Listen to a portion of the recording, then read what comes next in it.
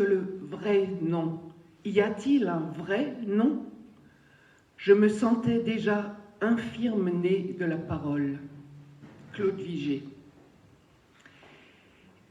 Et maintenant, un extrait de Pierre Kretz. L'autre jour, sur le divan de mon analyste, je me battais contre certains aspects de mon alzacondrie et j'étais justement enlisée dans ces histoires de nord, de sud, de cours du fleuve et de cours de l'histoire. Et je lui ai dit en dialecte, je rappelle que j'ai choisi un analyste dialectophone, qu'avec les troubles d'équilibre psychologique de tous les alzacondriaques qui m'entourent, je me sentais konst. Expression difficile à traduire et encore plus à prononcer, j'en conviens. Quelque chose comme complètement retourné, tout sens dessus, dessous. Vous voyez. Mon analyste est du genre taiseux. Je rappelle qu'il est lacanien. Je ne dis pas que mon Konst zunderstzeverst l'avait rendu lui-même zunderstzeverst, mais il a bougé sur son fauteuil comme si je l'avais tiré de sa torpeur de début d'après-midi. Nous étions à l'heure de la digestion. Konst zunderstzeverst, dit-il lentement en séparant chaque syllabe et en mettant l'accent sur le T final. Puis, après un silence, parlez-moi de votre relation à l'axe nord-sud. Alors, quelle est cette relation à l'axe nord-sud, Pierre? Ça marche là? J'ai pas l'impression. Oui, ça marche? Non, il faut lever...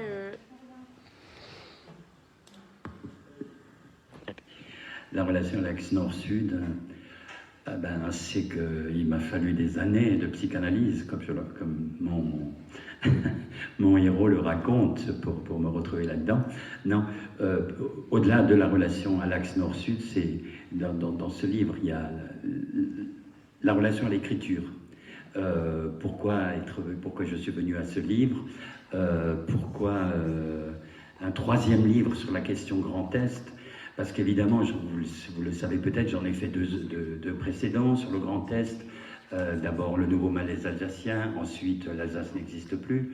Et le risque existait, effectivement, j'en ai parlé avec mon éditeur d'ici, qui était prêt à en faire un troisième, mais qu'on dise encore Kretz avec ses histoires, maintenant. On a compris maintenant son truc, qu'est-ce qu'il est encore une troisième. Il ne pourrait pas écrire du théâtre ou des romans, il ferait bien mieux. Donc j'étais à peu près arrivé à ce stade de mon parcours d'écrivain, de dire bon, j'arrête d'écrire là-dessus. Quand est venue cette proposition d'un éditeur parisien qui est représenté aujourd'hui par Cécile dans cette salle, d'écrire, qui a un éditeur qui a commencé une collection. Le premier titre c'est « Je suis breton mais je me soigne ». Et ce livre a connu en Bretagne un grand succès.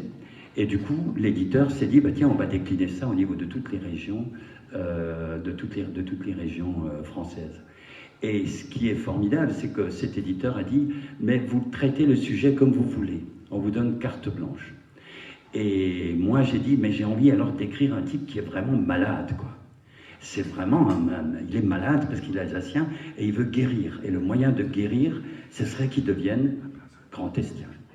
Donc tout le livre, ça raconte cette bataille intérieure du type qui veut absolument guérir, mais pour guérir, il faut qu'il devienne grand estien. Et c'est difficile parce qu'il est entouré de gens, il est entouré de malades. Donc c'est un peu ça ma démarche. Oui, et donc, comme quoi, tout ce qui vient de Paris n'est pas forcément mauvais. Ah ben non, ça, je dois dire que ça, c'était vraiment une expérience éditoriale formidable pour moi. Et surtout que c'est bien aussi d'avoir des éditeurs extérieurs. Je ressens la même chose avec mon éditeur allemand de Tübingen. C'est bien de publier ici, parce qu'il faut soutenir les éditeurs et toute la vie du livre en Alsace, bien sûr, mais c'est important aussi d'avoir des points d'accroche comme ça qui viennent de l'extérieur, parce que ça ouvre l'esprit. Et puis, c'était formidable, ces éditeurs n'ont jamais mis les pieds en Alsace, ne connaissaient rien à l'Alsace, alors du coup, c'était bien aussi de travailler avec eux, parce qu'ils découvraient la problématique, et ce qui m'a vraiment fait plaisir à un moment donné, c'est que Christophe Brunet, qui est l'éditeur qui me suivait, à un moment donné, il dit « Mais écoute, ce truc-là, ça tiendra jamais. » Ah, j'ai dit, bah, si toi de Paris tu dis que le Grand Est ne tiendra jamais, c'est que vraiment ça tiendra jamais. Bon, bah, ça y est. On est en train de convertir Paris. Oui, donc en fait, ce livre, vraiment, on apprend beaucoup de choses. C'est un livre pour tous les récalcitrants au cours d'histoire, en général, et au cours de l'histoire alsacienne en particulier. Et surtout pour les Français de l'intérieur et les Alsaciens de l'extérieur qui aussi ont souvent besoin d'avoir des petits rappels d'histoire.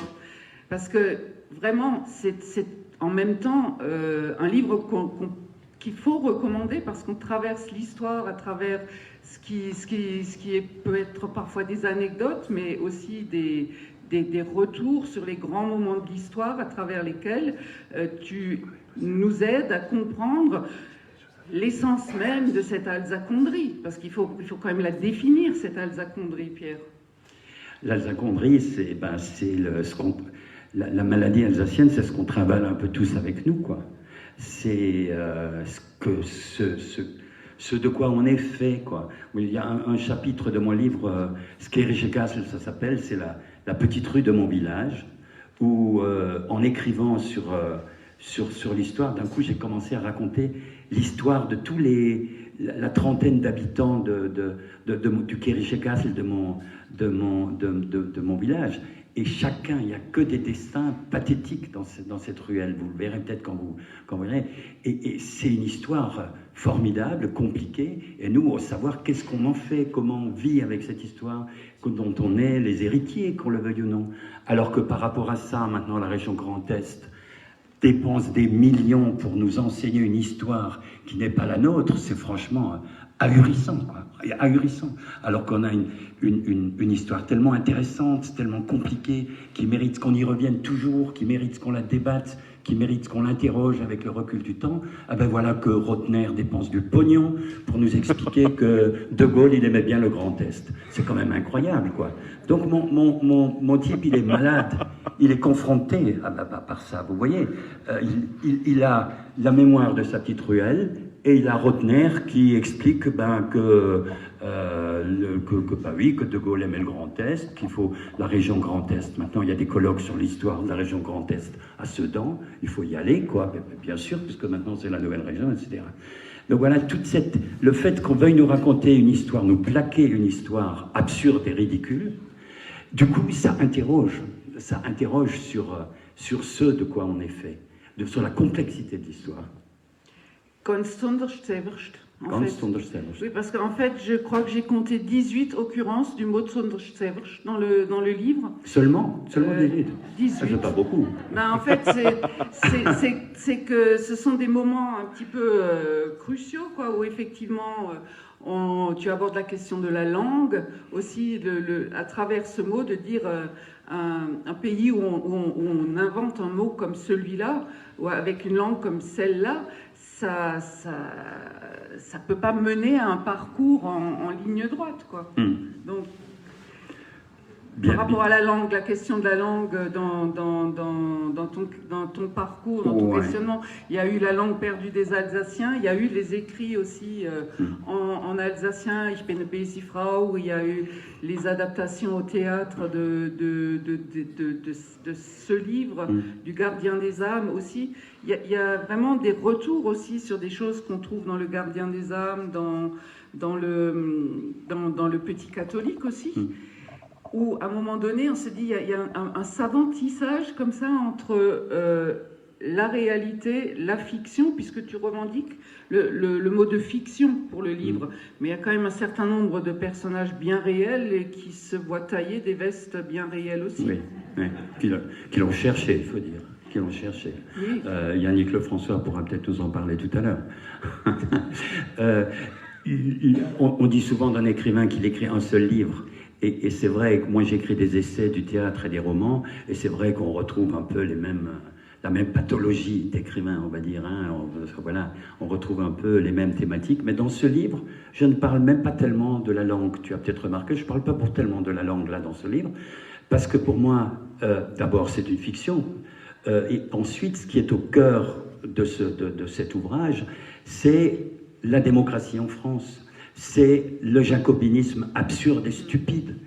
C'est ça qui est la trame du livre, le sujet du livre, c'est ça. Donc la langue, effectivement, on pourrait parler aussi de la langue, mais je ne parle pas beaucoup de la langue, pratiquement pas de la langue là, parce que au cœur de mon propos, il y a la démocratie française, ou plutôt l'absence de démocratie française. C'est quand même incroyable de voir un ancien président de la République écrire tout fièrement qu'il a redessiné la France un soir, à l'Élysée, sur une grande table, il a étalé une carte, il avait une gomme et un crayon, et puis il a redessiné la carte des régions françaises. Dans quel pays, dans quelle démocratie moderne peut-on voir un dirigeant avoir l'espèce de culot et la bêtise d'écrire une chose pareille? Je vous demande, c'est pas absolument ahurissant, c'est vraiment incroyable. Non, excusez-moi, je ne suis pas du tout en campagne électorale, je suis pas du tout... je me suis présenté un jour à des élections municipales à Sainte-Marie-aux-Mines, où j'étais battu platement, donc depuis je ne fais plus de politique, c'est pas du tout une harangue politique, mais c'est simplement pour dire que Hollande, il écrit qu'on est en France dans une monarchie républicaine. C'est pas une monarchie républicaine, c'est une monarchie tout court. Je ne vois pas ce que la République vient faire là-dedans. D'autant que ce projet de redécoupage des régions n'était pas du tout annoncé dans un quelconque programme électoral. Un jour, ça nous est tombé dessus. Je crois qu'il n'y a aucune démocratie moderne en France, ou en Europe, ou dans le monde, où les choses peuvent se dérouler de cette manière invraisemblable.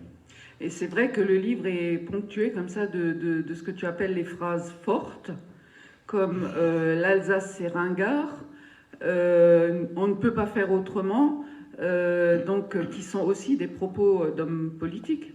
Oui, non. J'ai repris, Rotner a dit un jour aux journalistes du Monde, il faut savoir être intelligent. C'est-à-dire que ceux qui sont contre le Grand Est, ils sont un peu limités intellectuellement. C'est ça que ça veut dire, en gros, quoi. Hein. Alors, si parmi vous, il y a des gens qui sont contre le Grand Est, sachez que vous n'êtes pas intelligent. Croire monsieur Rotner, quoi. C'est... Oui, et en plus, le thème de la psychanalyse revient quand même souvent, donc non seulement pas intelligent, mais apparemment il y a aussi des problèmes profonds à creuser. Et donc, quand le préfet Marx commence à parler de désir freudien, là aussi, ça bouillonne, quoi. Ouais. Ça, j'ai trouvé extraordinaire. Un préfet qui s'appelle Marx, c'est quand même pas mal. Et pour régler le problème, il parle de désir. Il faut le faire, quoi. Moi, j'ai trouvé ça franchement absolument génial. Et alors, je raconte aussi que le préfet Marx, on l'a, avec quelques amis, dont certains sont dans la salle, des associations anti-Grand Est, on l'a rencontré un jour. Alors, on lui racontait nos trucs habituels, hein, voilà. En gros, notre argumentaire, c'était ce que Rotner disait avant son retournement de veste. Alors, il nous regarde avec ses petites lunettes... et puis d'un coup, il nous dit, mais ce que je vous dis, c'est authentique, il y a des gens dans la salle qui peuvent en témoigner. D'un coup, il nous dit, mais regardez, Peugeot, Citroën, PSA, Peugeot, Citroën, ils ont absorbé Opel. Ah ben ça marche. Ah ben le Grand Est, c'est pareil. Je vous assure que le préfet de région de la République nous a dit ça. Alors si on veut illustrer l'absurdité, la bêtise d'une réforme, il faut citer le préfet Marx. C'est pas toute la bêtise de cette réforme est contenue là-dedans. C'est-à-dire la vie citoyenne et démocratique. Pour la mesurer, il faut la mesurer à l'aune de l'efficacité de la production de bagnoles en ce début du XXIe siècle. C'est comme ça qu'il faut mesurer le fonctionnement d'une démocratie. Et je vous assure que je n'invente rien, parce que finalement, quand j'écris de la fiction, c'est de la fiction, mais il est malade, mon mec, évidemment, vous l'avez compris, mais franchement, les éléments qu'il a dans le réel et dans les propos qui sont tenus, ça va au-delà, de la fiction. Si j'avais dû inventer un préfet jacobin qui explique à des régionalistes que le jacobinisme c'est bien, j'aurais pas eu l'idée de dire, mais regardez, Peugeot, Citroën et Opel, ça marche. Non, j'aurais quand même pas pris un argument pareil. J'aurais trouvé plus subtil. Je vous assure, j'aurais trouvé plus subtil. T'es pas énarque aussi. Oui, c'est vrai, c'est vrai. Non, mais effectivement, Yannick Lefrançois, puisque vous avez le micro en main, Vous pouvez le garder. Je plus, hein. Ouais, voilà. Donc, effectivement, un certain nombre de grands personnages, pas tout à fait de fiction, viennent au chevet de notre grand malade en cure de désalzacondrie quelque chose. Et c'est très, très, très difficile. Et donc, là, il y a une des planches de Yannick Lefrançois où on voit le président Rotner au chevet de notre malade qui commence à lui raconter la nouvelle histoire, le nouveau récit qu'il faut absolument construire pour que ce pauvre malade guérisse. Et donc, avec ce dessin, donc, on a rendu hommage à Claude Vigée, je voudrais rendre hommage à Tommy Ungerer, qui disait « Ich zeichne, was ich schreibe, ich schreibe, was ich zeichne, ich bin ein Aufzeichner ». En français, sa version française, c'est « Que je dessine ou que j'écrive, je suis pilote de mes lignes ». Alors, est-ce que vous êtes enregistreur ou pilote de ligne ? Oula. Je voudrais savoir sur quel engin je vole. Non mais bon, c'est...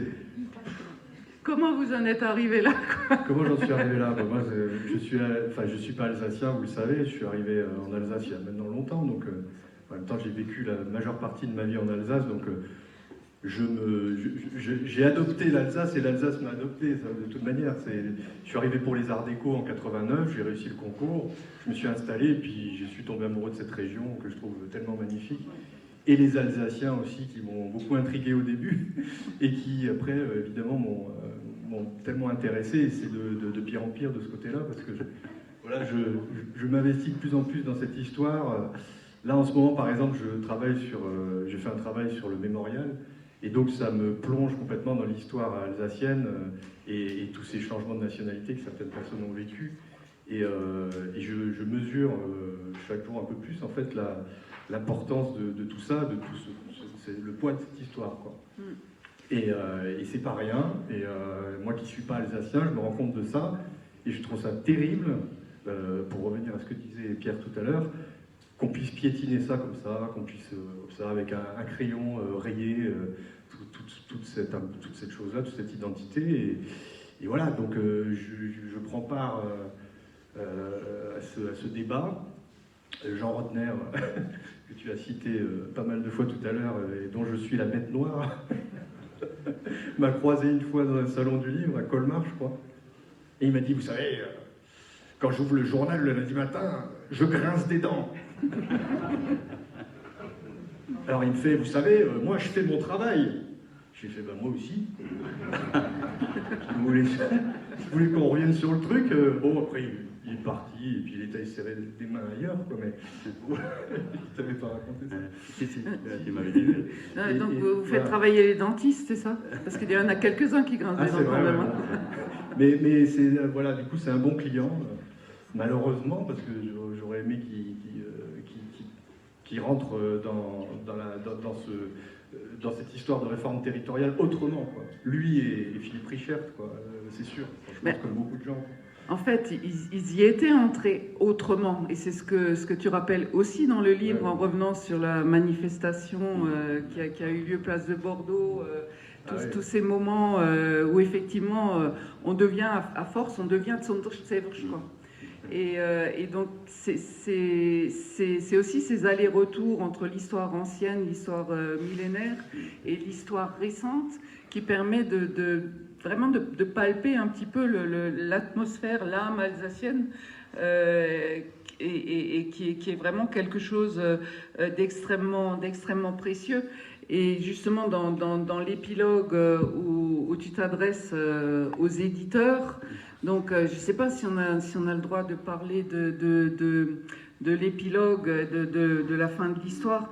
Mais même quand on connaît la fin de l'histoire, je veux dire, c'est absolument passionnant d'accompagner chacune des étapes. Je vais quand même juste revenir un instant sur ta biographie. Je suis allée sur ton blog. Donc j'étais, je crois, un avocat engagé. Mais je ne suis pas un écrivain engagé. L'écriture est un engagement en soi, elle se justifie par elle-même. Mais je ne souhaite pas me cacher derrière ce statut pour contempler le monde tel qu'il va, ou plutôt tel qu'il ne va pas. L'engagement dans l'écriture ne dispense pas l'écrivain de ses responsabilités citoyennes. Est-ce que c'est un de ces gestes de responsabilité citoyenne que tu poses à travers ce nouveau livre? C'est un débat très compliqué parce que quand on est dans l'écriture, si on veut défendre des idées à travers une fiction, un roman, ça risque d'être un très mauvais roman. C'est Proust qui disait un livre qui contient des théories, c'est comme un objet sur lequel on a oublié d'enlever le prix. Et c'est Astrid, mon épouse, que certains connaissent et qui a souvent raison, m'a dit à un moment donné, tu devrais faire un roman avec ça, avec cette problématique.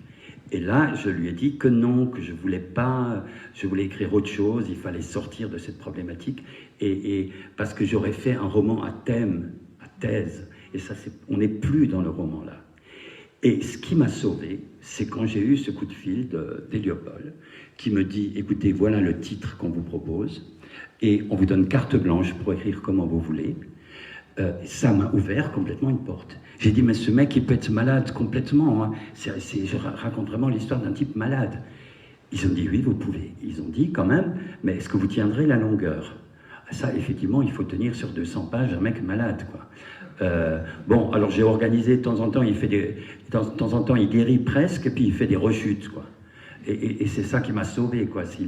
Il a essayé, il a ramé, il a retombé. Mais voilà, on est au cœur un peu de la problématique de l'écriture, quoi. Si j'écris un essai pour dire quelque chose, c'est un essai. Je dis l'Alsace n'existe plus, et j'explique pourquoi c'est une aberration, etc. C'est un essai. Si j'écris un roman, et c'est un roman, c'est plus compliqué. Parce que des romans prolétariens, je crois qu'il y en a eu des milliers qui ont été écrits sous l'ère soviétique, où on expliquait l'avenir du socialisme à travers des prolétaires vigoureux, musclés et qui savaient ce qu'ils voulaient. Ces romans-là, on les a complètement oubliés, quoi. C'est vraiment, Proust avait là entièrement raison, quoi. Et finalement, là, ce livre-là, c'est une espèce d'ovni, et on voit aussi là l'importance des titres. Il y a des écrivains qui disent que tant qu'ils n'ont pas le titre, ils ne peuvent pas commencer à écrire. Et on voit aussi l'importance du titre pour vous, lecteurs. C'est un bon titre, donc vous êtes accrochés par ça. Et pour évidemment les libraires aussi, il faut de bons titres aussi pour vendre. Évidemment, un bon titre avec un livre qui est nul, je pense que le livre il tiendra quand même pas la route. Mais si c'est un bon titre et que le livre en vaut la peine, eh bien, en Alsace d'ailleurs, on a un exemple formidable de ça, c'est Psychanalyse de l'Alsace, écrit je crois en 1951-52. C'est un livre qui se vend toujours à cause de son titre. Parce que moi, évidemment, je le connais, je l'ai lu, il est très... Mais c'est un livre d'histoire culturelle. C'est pas un livre qui vous raconte quelque chose, pas grand-chose de l'histoire de l'Alsace d'aujourd'hui. À l'époque, 90% de la population était dialectophone, 90% de la presse était germanophone. Enfin, ça ne raconte pas grand-chose. Mais pourtant, les gens continuent à l'acheter et à le lire. Il est régulièrement réédité à cause de ce titre, Psychanalyse de l'Alsace. Et là, ce titre, je suis alsacien, mais je me soigne, c'est vraiment tombé. C'était une clé d'écriture pour moi. Voilà, une clé d'écriture. Mais à un moment donné, dans la lecture, je me suis dit, c'est quelque part une nouvelle psychanalyse de l'Alsace. Et il y a quelque chose de cette forme d'écriture-là, où effectivement, j'ai du mal à appeler ça un roman, c'est un récit. C'est un récit où on est emporté. Et avec la question du titre, je reviens à vous, Yannick Lefrançois, c'est vrai que le titre aussi, pour le dessin, doit être quelque chose d'absolument essentiel. Quand on voit vos dessins au quotidien et les fameux dessins de la semaine, quel est le rôle du titre? Là, en l'occurrence, moi, ça m'a permis de filer la métaphore jusqu'au bout, quoi. C'est-à-dire qu'on reste dans un environnement médical, psychanalytique aussi, ouais, mais ouais, donc forcément, on travaille sur cet environnement-là. Le premier dessin montre une infirmière ou une manipulatrice de radio qui regarde la radio de ses poumons, et en fait, elle est en forme de la carte d'Alsace. Et oh là là, je ne sais plus ce qu'elle dit exactement, mais vous êtes un cas... je sais plus ce que...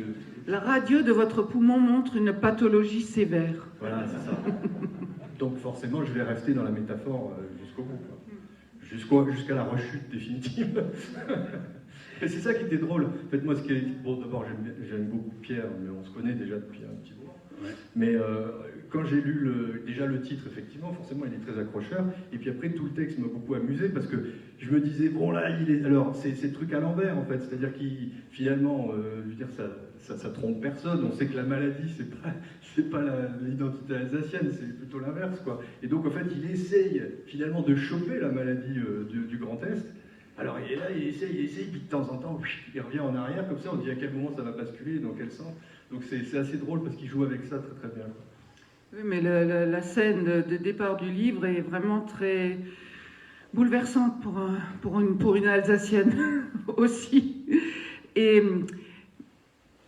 la langue n'est pas au cœur du propos du livre, mais il y a quand même un moment qui est particulièrement savoureux pour faire partager aussi vraiment toute la drôlerie enfin, l'humour d'autodérision de Pierre dans ce livre. Un petit extrait. Et depuis que Brillat-Savarin, au début du XIXe siècle, a posé sa célèbre formule « Dis-moi ce que tu manges, je te dirai ce que tu es », nul ne conteste que l'alimentation est une des principales composantes de l'identité, autant individuelle que collective. Il nous faudra donc impérativement, tôt ou tard, nous pencher sur cet aspect de la maladie alsacienne, car tous les ethnologues s'accordent sur ce point.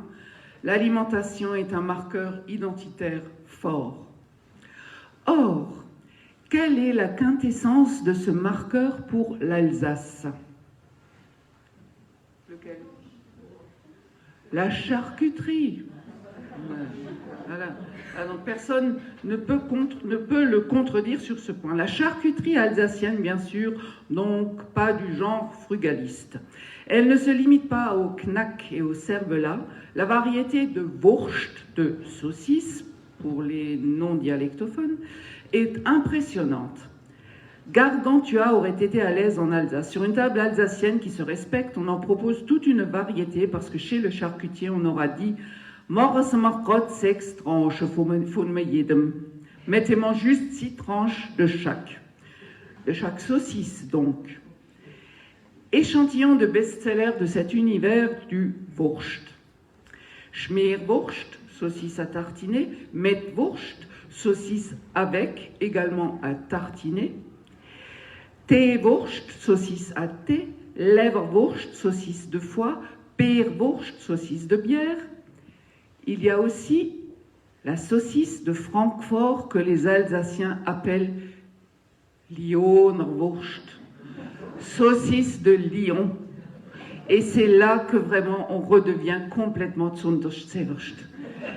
Et c'est vrai que par moments on se dit où nous emmène-t-il, parce que c'est difficile de rattraper l'histoire. Et donc quand il y a ce cours de communication grand-estienne qui nous est donné pour la construction du nouveau récit, quelque part on est presque rassuré, on se dit il va être sauvé.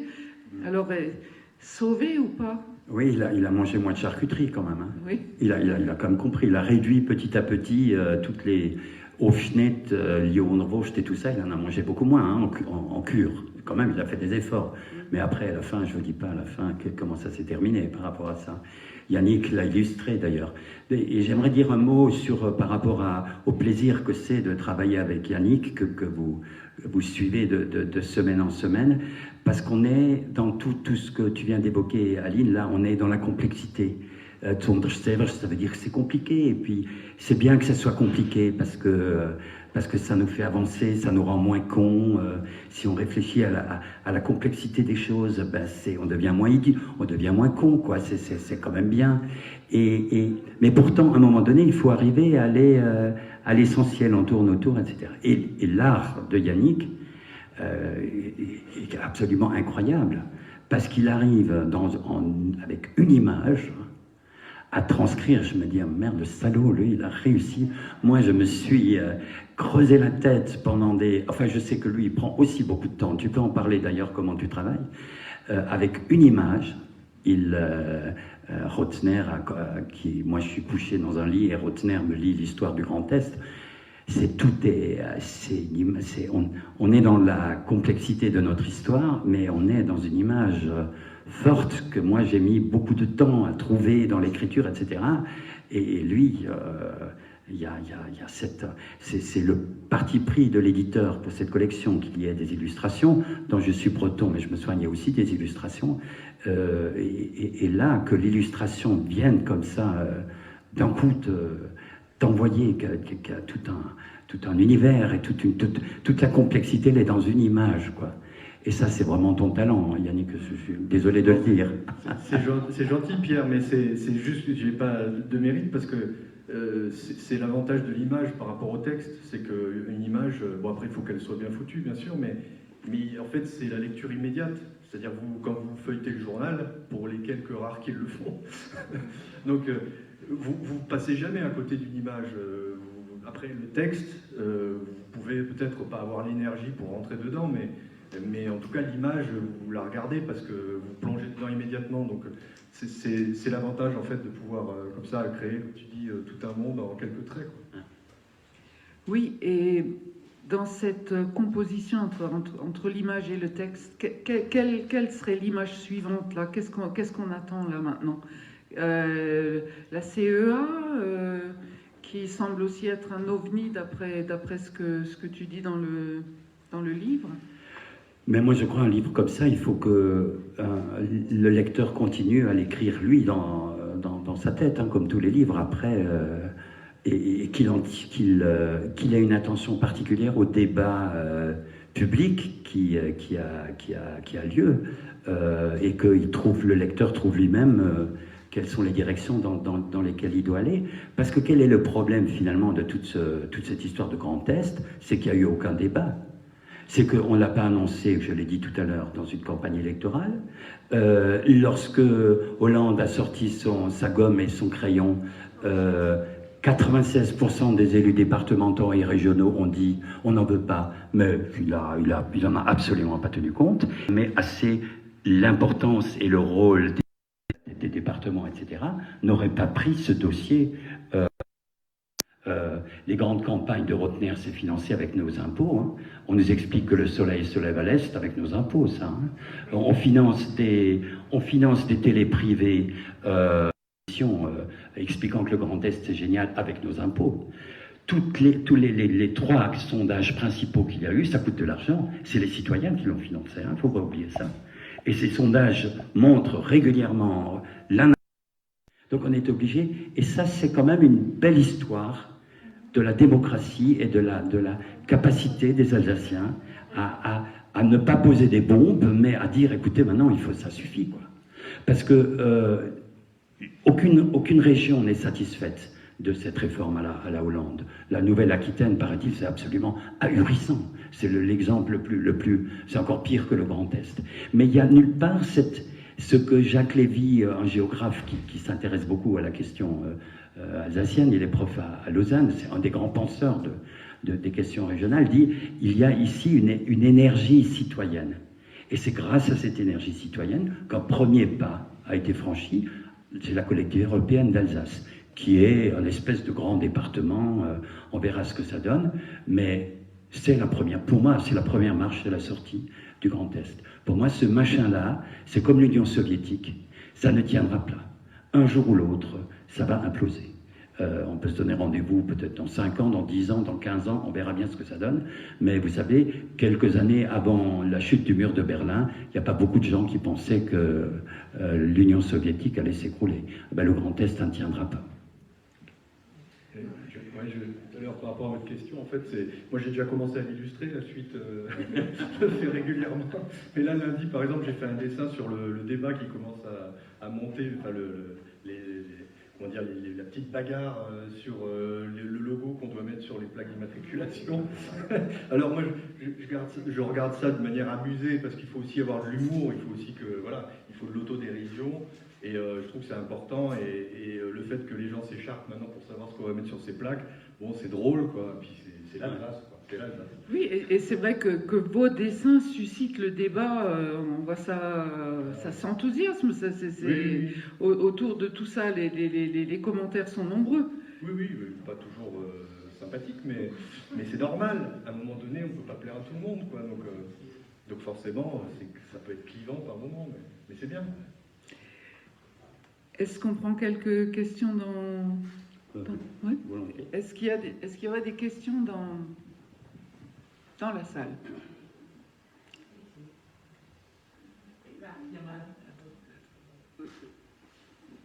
Allez-y. Oui, vous avez rappelé que dans les sondages récents, 80% des Alsaciens n'étaient pas pour le Grand Est ou souhaitaient en sortir. Mais je me souviens que 80% des Alsaciens qui ont voté pour la réforme proposée par le président Richert en 2013 étaient contre l'unité de l'Alsace. Oui, pardon. Ouais. Peut-être pas 80%, mais voilà.